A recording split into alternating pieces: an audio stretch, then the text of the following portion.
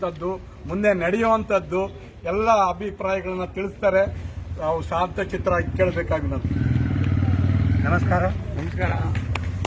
ಸುಬ್ಬಣ್ಣ ಅವರೇ, ಕುಲಕರ್ಣಿ ಅವರೇ, ವೀರಭದ್ರಪ್ಪ ಅವರೇ ಹಾಗೂ ನನ್ನ ಆತ್ಮೀಯ ಮಿತ್ರರೇ, ಸಹೋದರರೇ, ಪೆನ್ಷನ್ದಾರರೇ ಎಲ್ಲರೂ ನಮ್ಮವರೇ.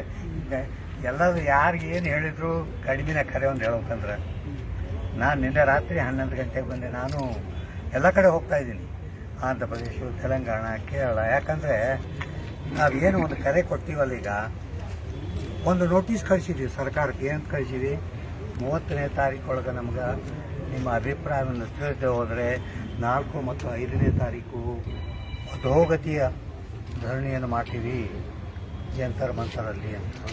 ಅವಾಗ ಹೇಳಿದಾಗ ನಾವೇನು ಮಾಡಿದ್ವಿ, ಕೆಳಗಿಂದ ಮೇಲೆ ಹೋಗಲಿ ಪ್ರೆಷರ್, ಕೆಳಗೆ ಬೆಂಕಿ ಹಾಕೋಣ, ಮೇಲೆ ಬರ್ತದ.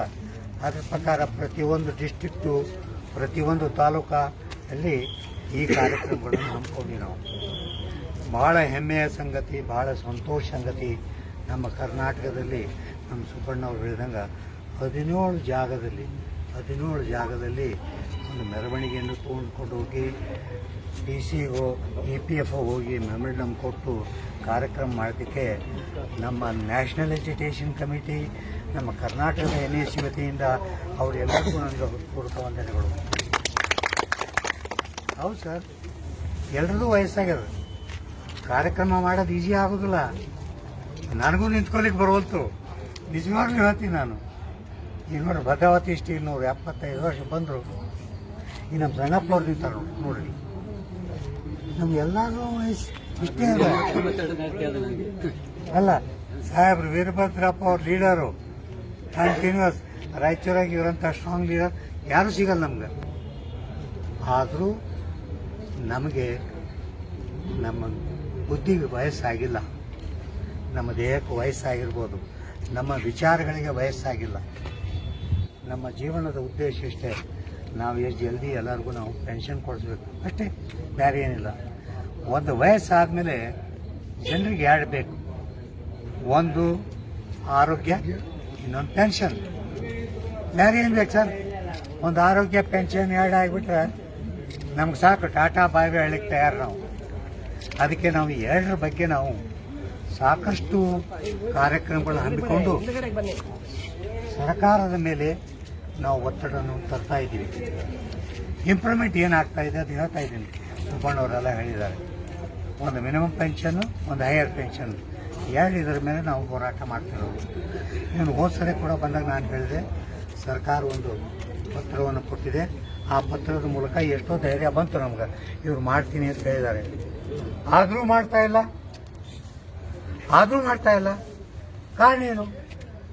ಹೌದ್ರಿ, ನೀವು ಮಾಡ್ತೀವಿ ಅಂತ ಹೇಳಿ ಕೂತ್ಕೊಂಡ್ರೆ ನಮ್ದೇನು ಗತಿ? ಯಾವಾಗ ಮಾಡ್ತೀರಾ? ಆವಾಗ ನಾವು ಇದನ್ನು 3-4ರ ಬಗ್ಗೆ ನಾವು ನೋಟಿಸ್ ಕೊಟ್ಟು ಸರ್ಕಾರಕ್ಕೆ ನಾವು ಕಳಿಸಿದ್ದೀವಿ. ಇದಾದ ಮೇಲೆ ಏನು ಇಂಪ್ರೂವ್ಮೆಂಟ್ ಆಗಿದೆ, ಭಾಳ ಮುಖ್ಯವಾದ ಇಂಪ್ರೂವ್ಮೆಂಟ್ ಆಗಿದೆ. ನಿಮ್ಮ ಮುಂದೆ ಹೇಳಬೇಕು, ಭಾಳ ಸಂತೋಷ ಪಡ್ತದೆ. ಸರ್ಕಾರದ ಫ್ಲೋಟೆಡ್ ಯೂನಿಯನ್ ಯಾರಿಗಾರು ಗೊತ್ತದನ? BJPಯ ಯೂನಿಯನ್ ಯಾವುದು? ಭಾರತೀಯ ಮಜ್ದೂರ್ ಸಂಘ.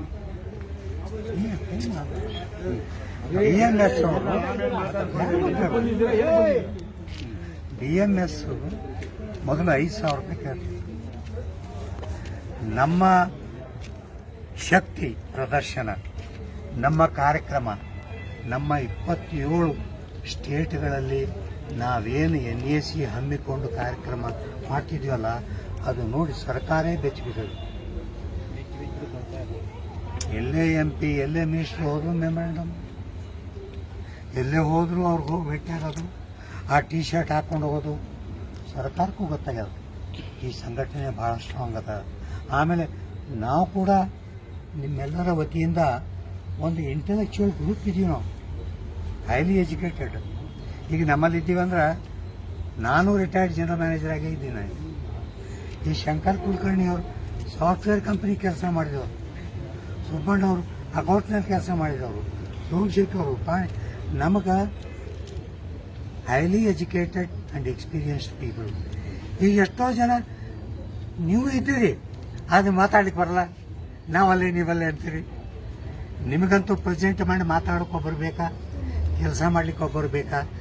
ನಿಮ್ಮ ವತಿಯಿಂದ ಕೆಲಸ ಮಾಡಲಿಕ್ಕೆ ಇಂಥವರೇ ನಮ್ಗೆ ನ್ಯಾಷನಲ್ ಲೆವೆಲಲ್ಲೂ ಸಿಕ್ಕಾರ.